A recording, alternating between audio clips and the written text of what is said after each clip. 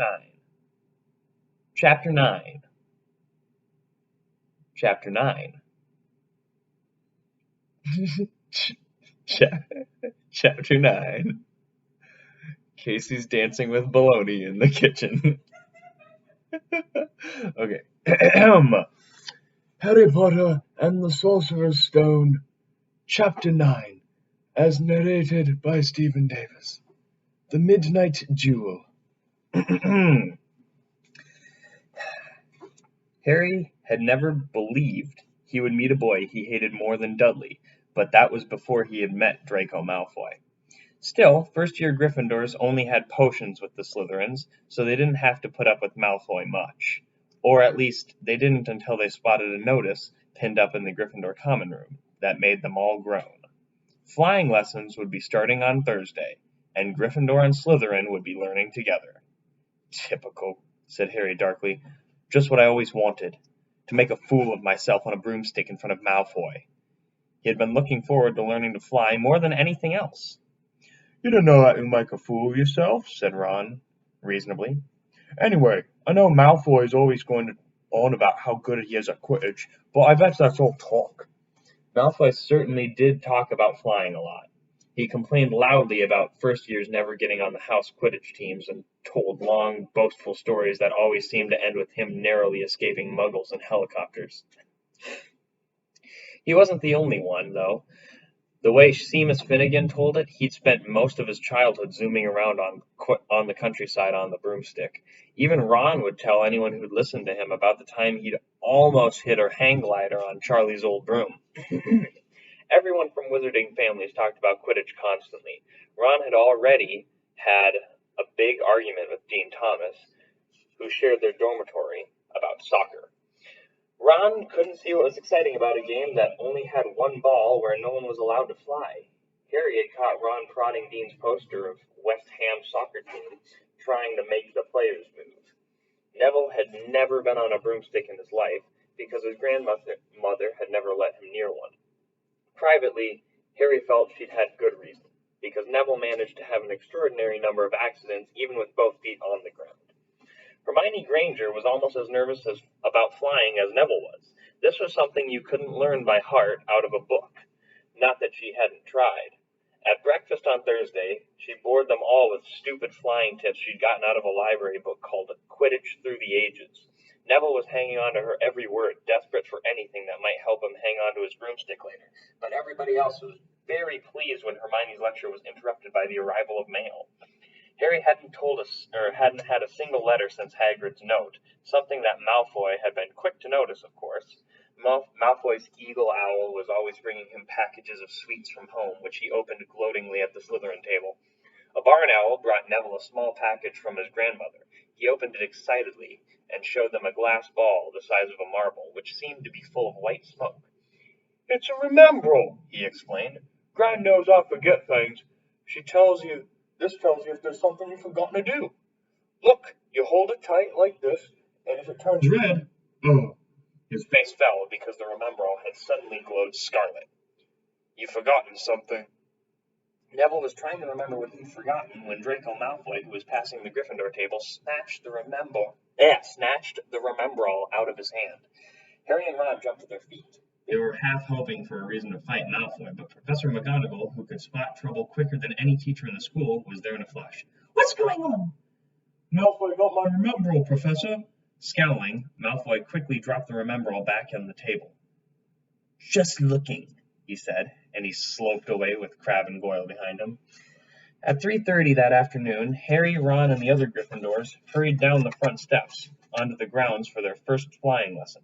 It was a clear, breezy day, and the grass rippled under their feet as they marched down the sloping lawns toward a smooth, flat lawn on the opposite side of the grounds toward the Forbidden Forest, whose trees were swaying darkly in the distance. The Slytherins were already there, and so were 20 broomsticks lying in neat lines on the ground.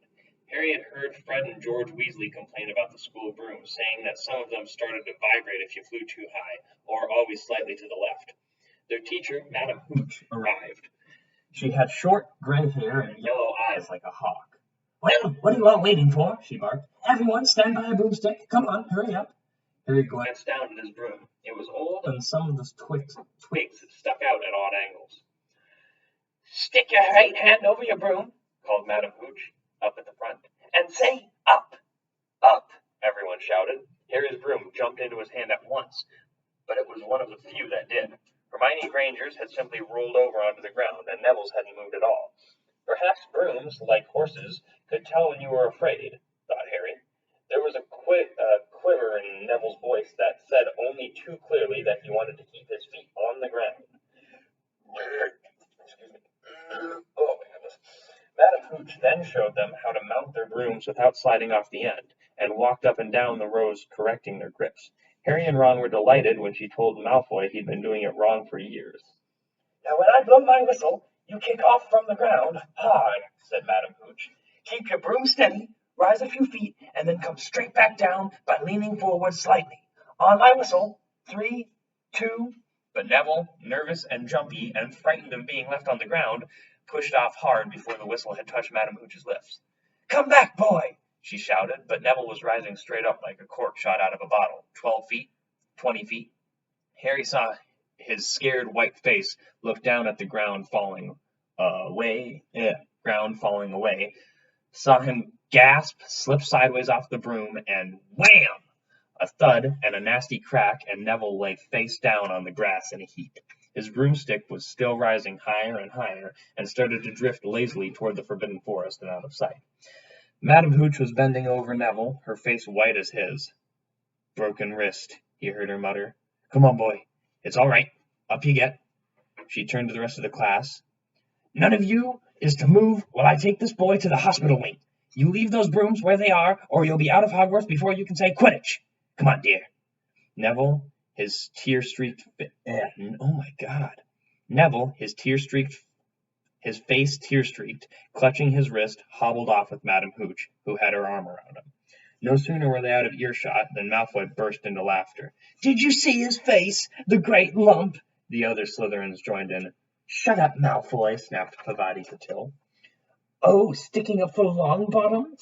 Said Pansy Parkinson, a hard-faced Slytherin girl. Never thought you'd like fat little crybabies, Pavati. Look, said Malfoy, darting forward and snatching something out of the grass. It's a stupid long-bottom grand thing that the fucking A. Ugh. Some of these sentences, I swear. Ugh, okay. It's that stupid thing Longbottom's gran sent him. The Remembrall glittered in the sun as he held it up. Give it here, Malfoy, said Harry quietly. Everyone stopped talking to watch. Malfoy smiled nastily. I think I'll leave it somewhere for Longbottom to find. How about up a tree? Give it here, Harry yelled, but Malfoy had leapt onto his broomstick and taken off. He hadn't been lying. He could fly well. Hovering level with the topmost branches of an oak, he called, oh my goodness. Hovering level with the topmost branches of an oak, he called, Come and get it, Potter. Harry grabbed his broom. No, shouted Hermione Granger. Madame Hooch told us not to move. You'll get us all into trouble. Harry ignored her. Blood was pounding in his ears. He mounted the broom and kicked hard against the ground, and up he soared, air rushing through his hair, and his robes whipped out behind him. And in a rush of fierce joy, he realized he'd found something he could do without being taught. This was easy. This was wonderful. He pulled his broomstick up a little to take it even higher, and heard screams and gasps of girls back on the ground, and an admiring whoop from Ron. He turned his broomstick sharply to face Malfoy in midair. Malfoy looked stunned. Give it here, Harry called, or I'll knock you off that broom. Oh, yeah, said Malfoy, trying to sneer, but looking worried. Harry knew somehow what to do. He leaned forward and grasped the broom tightly in both hands and shot towards Malfoy like a javelin. Malfoy only just got out of the way in time. Harry made a sharp about face and held the broom steady. A few people below were clapping. No Crab and Goyle up here to save your neck, Malfoy, Harry called. The same thought seemed to have struck Malfoy. Catch it if you can, then, he shouted, and he threw the glass and he threw the glass ball high into the air and streaked back toward the ground. Harry saw, as though in slow motion, the ball rise up in the air and then start to fall. He leaned forward and pointed his broom handle down. Next second, he was gathering speed in a steep dive, racing the ball. Wind whistled in his ears, mingled with the screams of people watching. He stretched out his hand. A foot from the ground, he caught it, just in time to pull up his broom straight, and he toppled gently onto the grass with the remembrall clutched safely in his fist. Harry Potter! His heart sank faster than he'd ever dived. Professor McGonagall was running toward them. He got to his feet, trembling. Never, in all my time at Hogwarts. Professor McGonagall was almost speechless with shock, and her glasses flashed fiercely. How dare you? Might you have broken your neck? It was his fault, Professor. But be quiet, Miss Patil. But Malfoy, that's enough. Mr. Weasley, Potter, follow me now. Harry caught sight of Malfoy, Crabbe, and Goyle's triumphant faces as he left, walking numbly in Professor McGonagall's wake as she strode toward the castle. He was going to be expelled. He just knew it. He wanted to say something to defend himself, but but there seemed to be something wrong with his voice. Professor McGonagall was sweeping along without even looking at him. He had to jog to keep up. Now he'd done it. He hadn't even lasted 2 weeks. He'd be packing his bags in 10 minutes. What would the Dursleys say when he turned up on the doorstep? Up the front steps, up the marble staircase inside, and still Professor McGonagall didn't say a word to him. She wrenched open doors and marched along corridors with Harry trotting miserably behind her. Maybe she was taking him to Dumbledore. He thought of Hagrid, expelled but allowed to stay on as gamekeeper. Perhaps he could be Hagrid's assistant. His stomach twisted as he imagined it, watching Ron and the others becoming wizards while he stumped around the grounds carrying Hagrid's bag. Professor McGonagall stopped outside the classroom. She opened the door and poked her head inside. Excuse me, Professor Flitwick. Could I borrow wood for a moment? Wood? Thought Harry, bewildered. As wood was wood a cane she was going to use on him? But Wood turned out to be a person, a burly fifth year who came out of Flitwick's class looking confused. Follow me, you two, said Professor McGonagall, and they marched up the corridor, Wood looking curiously at Harry. In here. Professor McGonagall pointed them into a classroom that was empty except for Peeves, who was busy writing rude words on the blackboard. Out, Peeves! She barked. Peeves threw the chalk into a bin, which clanged loudly, and he swooped out, cursing. Professor McGonagall slammed the door behind him and turned to face the two boys. Potter, this is Oliver Wood. Wood, I found you a seeker. Wood's expression changed from puzzlement to delight. Are you serious, Professor? Absolutely, said Professor McGonagall crisply. The boy's a natural. I've never seen anything like it. Was that your first time on a broomstick, Potter? Harry nodded silently. He didn't have a clue what was going on, but he didn't seem to be getting expelled, and some of the feeling started to come back to his legs. He caught that thing in his hand after a 50-foot dive, Professor McGonagall told Wood. Didn't even scratch himself. Charlie Weasley couldn't have done it.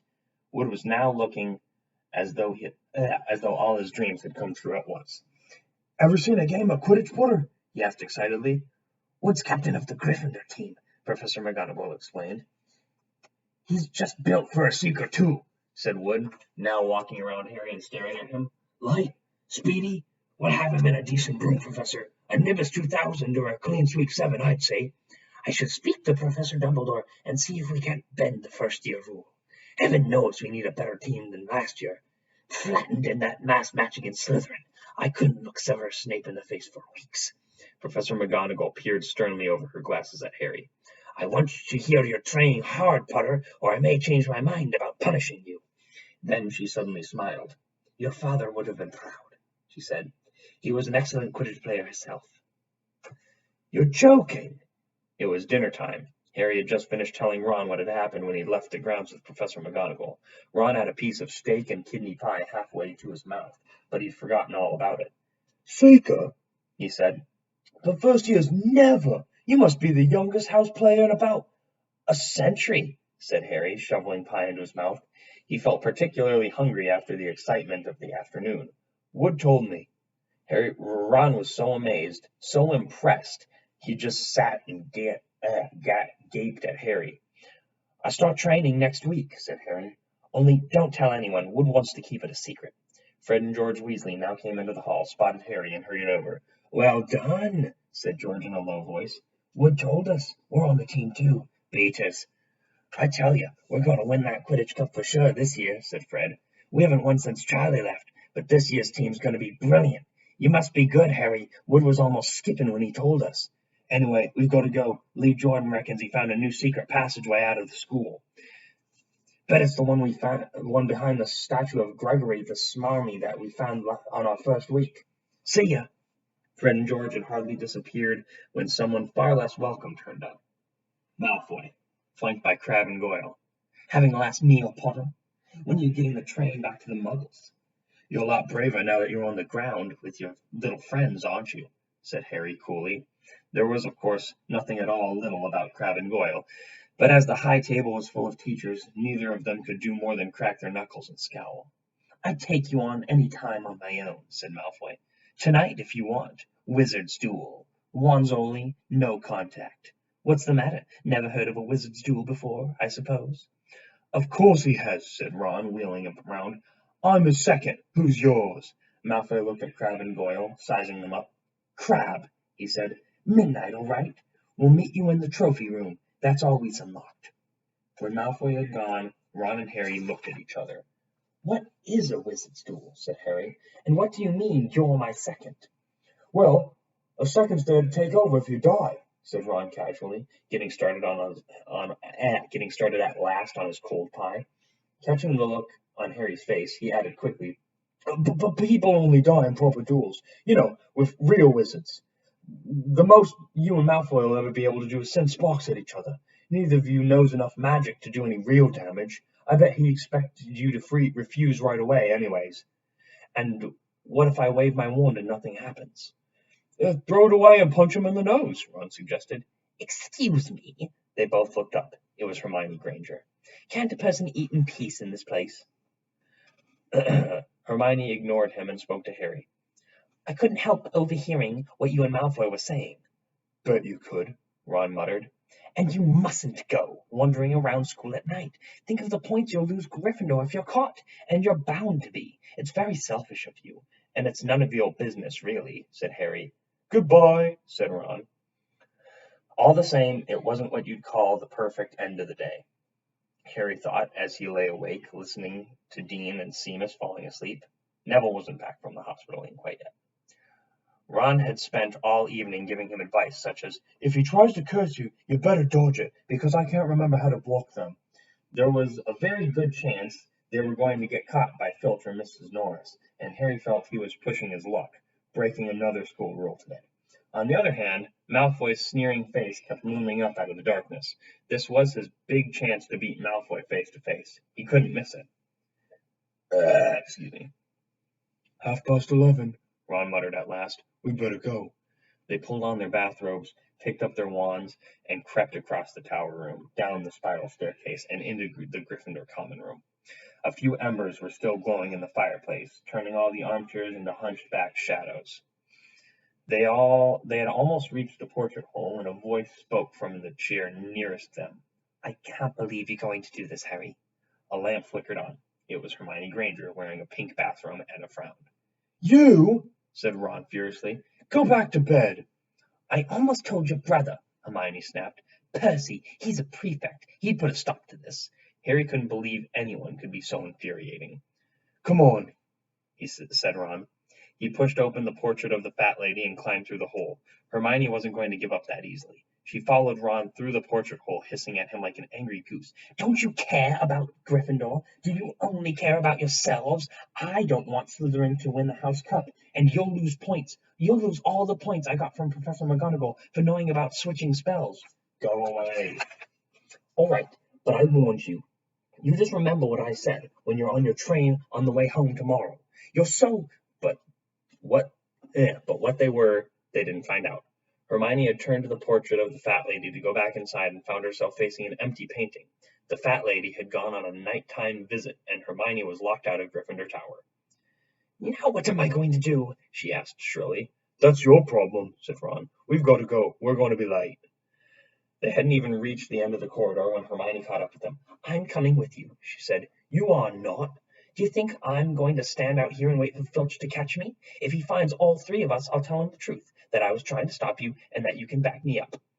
"You've got some nerve," said Ron loudly. "Shut up, both of you," said Harry sharply. "I heard something." There was a sort of snuffling. "Mrs. Norris?" breathed Ron, squinting through the dark. It wasn't Mrs. Norris. It was Neville. He was curled up on the floor, fast asleep, but jerked suddenly awake as they crept nearer. "Thank goodness you found me! I've been out here for hours. I couldn't remember the new password to get into bed." "Keep your voice down, Neville. The password's pig snout, but it won't help you now. The fat lady's gone off somewhere." "How's your arm?" said Harry. "Fine," said Neville, showing them. "Madame Pomfrey mended it in about a minute." "Good. Well, look, Neville, we've got to be somewhere. We'll see you later." "Don't leave me," said Neville, scrambling to his feet. "I don't want to stay here all alone. The bloody Baron's been past twice already." Ron looked at his watch and then glared furiously at Hermione and Neville. "If either of you get us caught, I'll never rest until I've learned that curse. Until I've learned that curse of the bogies Quirrell told us about and use it on you." Hermione opened her mouth, perhaps to tell Ron exactly how to use the curse of the bogies, but Harry hissed at her to be quiet and beckoned them all forward. They flitted along corridors striped with bars of moonlight from the high windows. At every turn, Harry expected to run into Filch or Mrs. Norris, but they were lucky. They sped up a staircase to the third floor and tiptoed toward the trophy room. Malfoy and Crabbe weren't there yet. The crystal trophy cases glimmered where the moonlight caught them. Cups, shields, plates, and statues winked silver and gold in the darkness. They edged along the walls, keeping their eyes on the doors at either end of the room. Harry took out his wand in case Malfoy leapt in and started at once. The minutes crept by. "He's late. Maybe he's chickened out," Ron whispered. Then a noise in the next room made them jump. Harry had only just raised his wand when he heard someone speak, and it wasn't Malfoy. "Sniff around, my sweet. They might be lurking in a corner." It was Filch speaking to Mrs. Norris. Horror-struck. Wait, what? Horror-struck, Harry waved madly at the other three to follow him as quickly as possible. They scurried silently toward the door, away from Filch's voice. Neville's robes had barely whipped around the corner when they heard Filch enter the trophy room. "They're in here somewhere," he heard him mutter. "Probably hiding." "This way," Harry mouthed to the others, and, petrified, they began to creep down a long gallery full of suits of armor. They could hear Filch getting nearer. Neville suddenly let out a frightened squeak and broke into a run. He tripped, grabbed Ron around the waist, and the pair of them toppled right into a suit of armor. The clanging and crashing were enough to wake the whole castle. "Run!" Harry yelled, and the four of them sprinted down the gallery, not looking back to see whether Filch was following. They swung around the doorpost and galloped down one corridor, then another, Harry in the lead, without any idea where he was or where they were going. They ripped around a tapestry and found themselves in a hidden passageway, hurtled along it, and came out near their charms classroom, which they knew was miles from the trophy room. "I think we've lost him," Harry panted, leaning against the cold wall and wiping his forehead. Neville was bent double, wheezing and sputtering. "I told you," Hermione gasped, clutching at a stitch in her chest. "I told you." "We'd best get back to Gryffindor Tower," said Ron, "quickly as possible." "Malfoy tricked you," Hermione said to Harry. "You realize that, don't you? He was never going to meet you. Filch knew someone was going to be in the trophy room. Malfoy must have tipped him off." Harry thought she was probably right, but wasn't going to tell her that. "Let's go." It wasn't going to be that simple. They hadn't gone more than a dozen paces when a doorknob rattled and something came shooting out of a classroom in front of them. It was Peeves. He caught sight of them and gave a squeal of delight. "Shut up, Peeves, please, you'll get us thrown out." Peeves cackled. "Wandering around at midnight, ickle thirsties. Tut, tut, tut. Naughty, naughty, you'll get caughty." "Not if you don't give us away, Peeves, please." "Should I tell Filch? I should," said Peeves in a saintly voice, but his eyes glittered wickedly. "It's for your own good, you know." "Get out of the way," snapped Ron, taking a swipe at Peeves. It was a big mistake. "Students out of bed!" Peeves bellowed. "Students out of bed! Down the charms corridor!" Ducking under Peeves, they ran for their lives, right to the end of the corridor, where they slammed into a door, and it was locked. This is it, Ron moaned as they pushed helplessly at the door. We're done for. This is the end. They could hear footsteps, Filch running as fast as he could towards Peeves's shouts. "Oh, move over," Hermione snarled. She grabbed Harry's wand, tapped the lock, and whispered, "Alohomora." The lock clicked and the door swung open. They piled through it, shut it quickly, and pressed their ears against it, listening. "Which way did he go, Peeves?" Filch was saying. "Quick, tell me." "Say please." "Don't mess with me, Peeves. Now where did they go?" "Shan't say nothing if you don't say please," said Peeves in his annoying sing-song voice. "All right, please." "Nothing. Ha ha! Told you I wouldn't say nothing if you didn't say please. Ha ha ha!" And they heard the sound of Peeves whooshing away and Filch cursing in rage. "He thinks this door is locked," whispered Harry. "I think we'll be okay. Get off, Neville." For Neville had been tugging on the sleeve of Harry's bathrobe for the last minute. "What?" Harry turned around and saw quite clearly what. For a moment he was sure he'd walked into a nightmare. This was too much. On top of everything that had happened so far today, this was too much. They weren't in a room as he had supposed. They were in a corridor, the forbidden corridor on the third floor. And now they knew why it was forbidden.